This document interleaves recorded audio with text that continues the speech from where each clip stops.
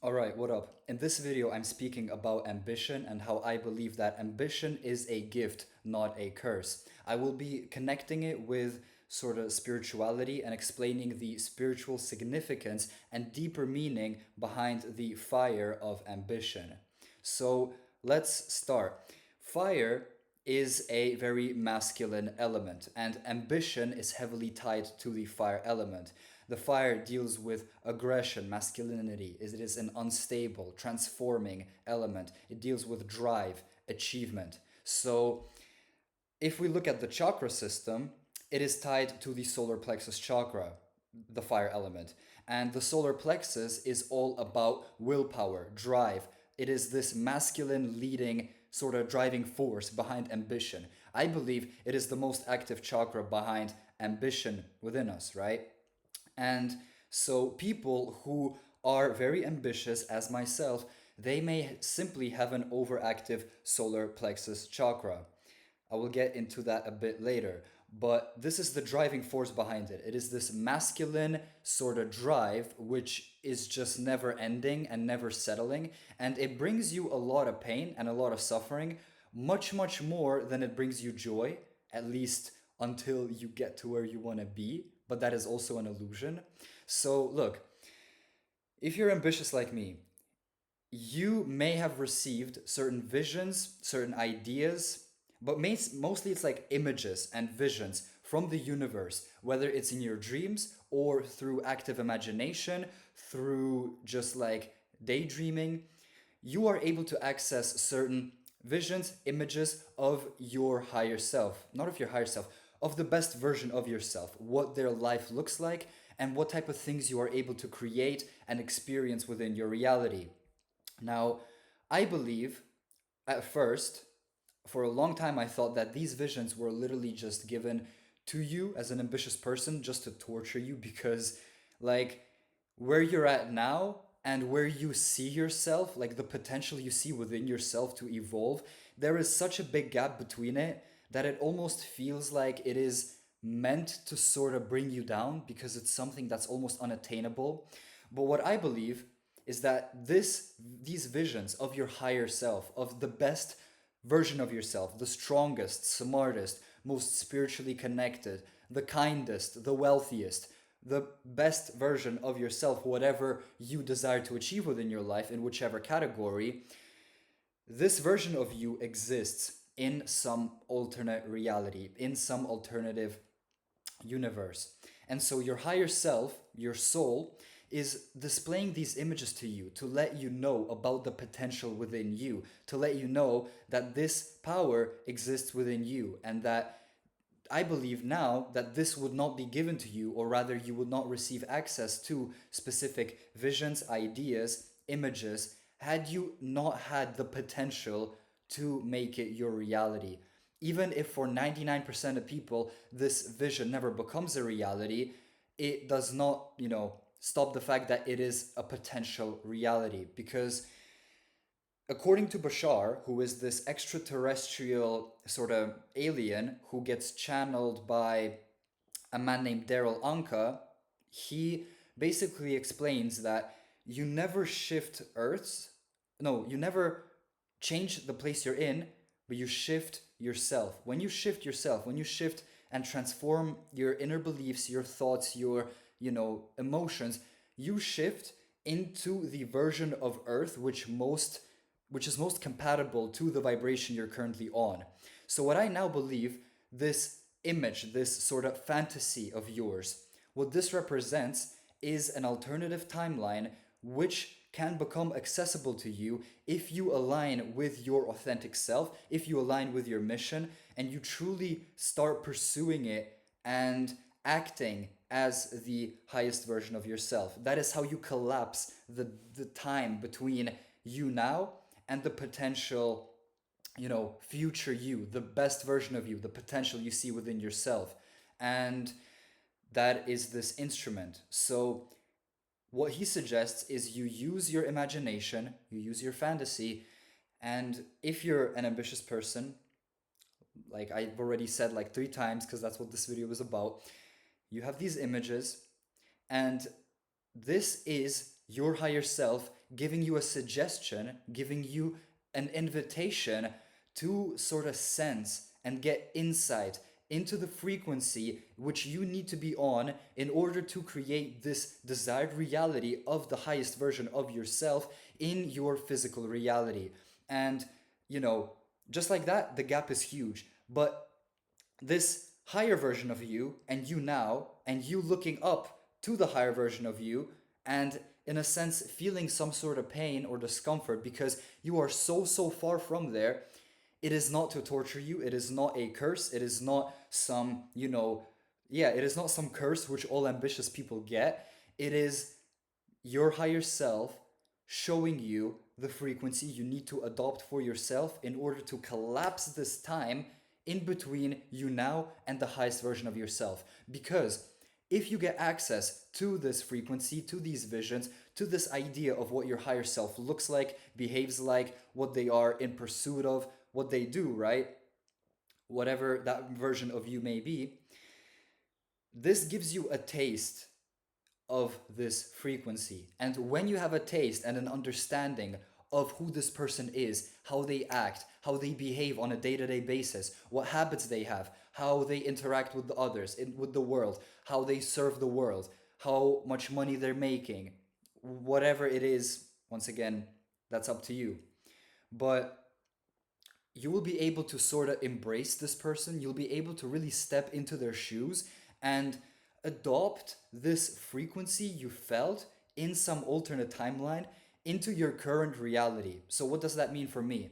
If I have some higher version of me, some, best version of me, which is strong, healthy, wealthy, wise, smart, healing people because I want to do homeopathy as my full time career, famous, whatever it is that you desire. So, this, where was I going with this? Oh, yeah. When I experience these visions, these ideas, what you can really do and what these images aid you in doing on a day to day basis is embracing this person. For example, if I'm walking past the boxing bag I have hanging, you know, where I live, basically, instead of thinking, no, I'll do it later, my higher self knows, okay, I want to be strong. What I do is I drop everything, I hit the boxing bag for half an hour, 30 minutes, half an hour, 40 minutes. It doesn't need to be much, but you need to be taking action and you need to be taking little steps every day to the highest version of you, to the best version of you. If I want to be smart, you know, we have this monkey brain which doesn't want to do anything besides get high and just scroll social media, I guess, and whatever other vices you may have. I was collecting vices as if they're Pokemon cards for the longest time. I now got it more together. I'm more balanced, I'm more chill. So, yeah, I'm happy about that. But for the longest time, that's what I was doing. And so, that's your lower mind, but your higher mind knows exactly what it is that you need to do, right? So when, for example, someone says, yo, Nikita, you want to come to the gym, there is this little bit of resistance which is like, nah, it's not the best time, it's not a good time, I could do it later, I can do it, in the evening, I'll do it then. But your higher self knows that you need to say yes right here, right now, and do it, get it done, you know. And the same thing with making a YouTube video, writing a book, which is the latest pursuit of mine. Um, you know, that's what I've done for the last 4 years. And so, whatever this higher version of you desires and who they are, this vision was given to you so you can embrace it. Not so that it destroys you, but so that you can fully embrace it and act on, this vision. Act as if you are this person who you are trying to become. And this is the way, this is the mechanism in which you collapse time between where you are now, where you want to be. You see, this is the tool. And as you keep embracing these healthy habits, as you keep changing your belief systems around, you become a more powerful, intelligent, healthy, strong, whatever, wealthy, cool version of yourself. As you keep evolving, you start switching timelines. There are many timelines thousands of timelines. There are as many timelines on planet Earth as there are people. And so when you are moving towards this desired reality of yours, what you are doing is literally shifting timelines, which make this higher version of you accessible to the reality you are creating, because we exist across many different timelines. And that's why a lot of spiritual people ask, like, okay, if I shifted to some higher timeline where things like violence and death and destruction are no longer like aligned with my vibration, why do I still perceive them in the world? This is because the veil, this sort of veil between these timelines, is so thin for now that you are still able to perceive any reality you shift into as of now. And that's kind of a cool thing, because you are given the choice, the universe is still giving you the choice to shift into any reality you desire for yourself. And once you do that, your external world is going to mirror that exact reality based on which timeline you are now existing within.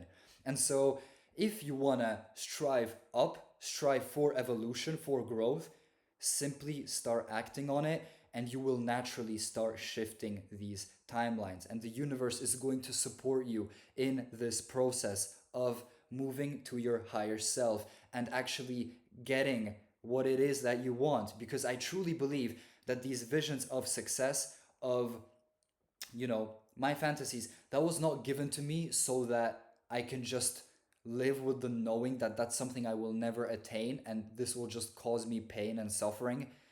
I truly don't believe that. I believe the higher mind, the higher self, knows exactly what it's doing.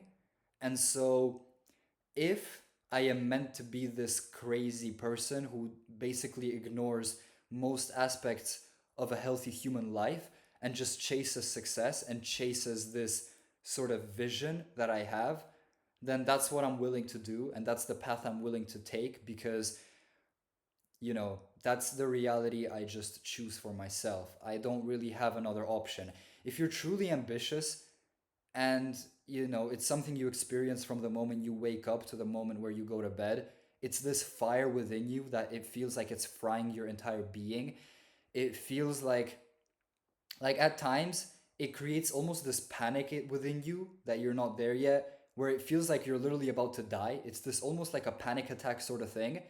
And so, where was I going with this? Um, yeah, I truly believe that that's something I've chosen for myself. That's the path I'm willing to take. And these emotions which I feel, this fire which, is within us, it's not there to burn us, it's not there to destroy us, it is there to transform us, because fire is a transformative element. It doesn't just burn down woods and leave nothing behind. It leaves behind ashes. These ashes go into the soil, they ferment the soil. In 100 years, the woods are 10 times more fertile, powerful, abundant compared to where they were before this transformative fire. So maybe this fire and this drive is meant to consume some of us, because a lot of people who have achieved greatness, a lot of the philosophers, the conquerors, the warriors, the entrepreneurs, the inventors, right? These people who have that spark, a lot of them have a lot of creative energy, you see? But according to the Hermetic law of polarity, the more capable you are of creation, the more capable you are of destruction, because nothing in the world, in the cosmos, exists without its polar opposite. Everything needs a balance. So, if you have this great deal of fire within you, it may simply destroy you. And it destroys most ambitious people who end up drinking themselves to death, committing suicide, literally like riding into war, just like first chance they get to, off themselves, they do it. Or people do it more slowly through something like tobacco, which just slowly destroys you but allows you to kind of keep going in the moment, right? So a lot of us ambitious people are meant and are going to be destroyed and completely consumed by this fire. But for the ones who are gonna make it out of this alchemical inferno, you know, because that's what alchemy is. It's turning lead into gold, and it doesn't happen with fire. There's no growth without fire, my friends. There's no growth without this pain, bro. Like, I can't explain it any other way. When a seed is like going through the ground, the process of growth, it hurts, right? Right now I got back into the gym much more than I used to, before. And bro, you train your biceps, it hurts, but then it grows. And then you do it like, over and over and over again. It hurts more and more, but it just grows. And in the end you're bigger and stronger. Yay. But none of that is possible without pain, without this consuming fire, which just at times feels like it's burning up your entire being. It destroys you, it eats you up alive. That's what I feel like at times. I feel like some force is just burning me from within because I don't know. Yeah, I don't know where I'm at right now.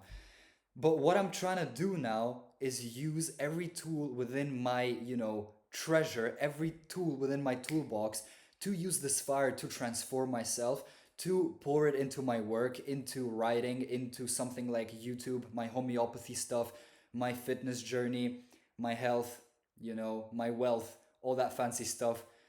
You can pour all that fire into that, and it's going to transform you, and it's going to transform your life.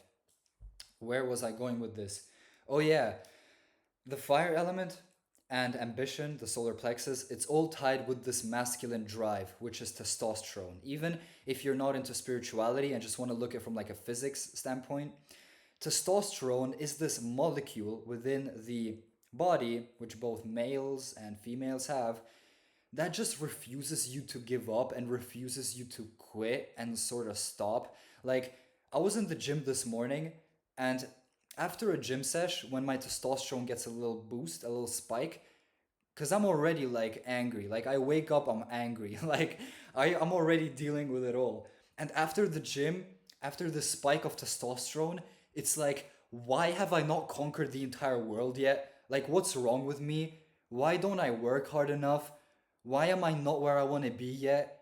Like, how much longer can this last? Should I just off myself, or like, it gets you crazy. That's the thing. Testosterone makes you go crazy, especially if you do something like sexual transmutation where you don't waste that sexual energy, so it just kind of recycles in your body and goes to higher chakras. I have an entire chapter about it in my book, The Keys to a Wizard's Treasure, available now.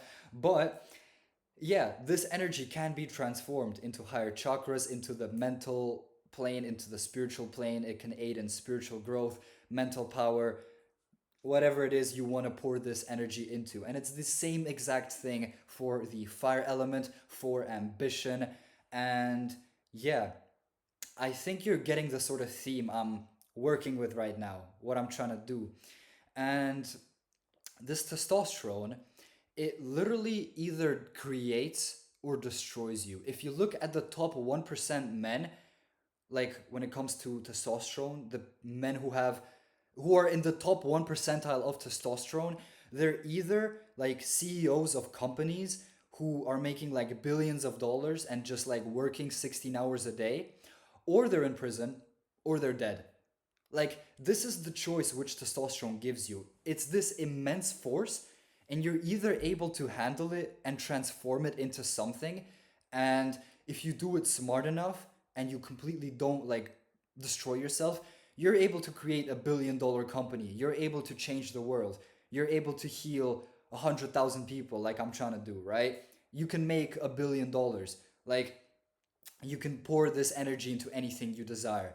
But most are not able to handle it. And most ambitious people are likewise not able to handle this fire, which is why they go into escapism. They go into drinking, getting high. You know, what other forms of self destruction are there? Not self destruction, just escapism. I mean, I'm not gonna talk about it because this is a family friendly YouTube channel, and I'm not even. I try not to even say swear words. You see what a soft little bunny I am. Yeah, but um, Most become consumed by it, but if you can handle it, it's gonna change your life. So, guys, maybe this fire is meant to consume us, maybe it's meant to destroy us, but let's create magic for ourselves and others while we are on fire. Have a good day. Bye bye. Yay.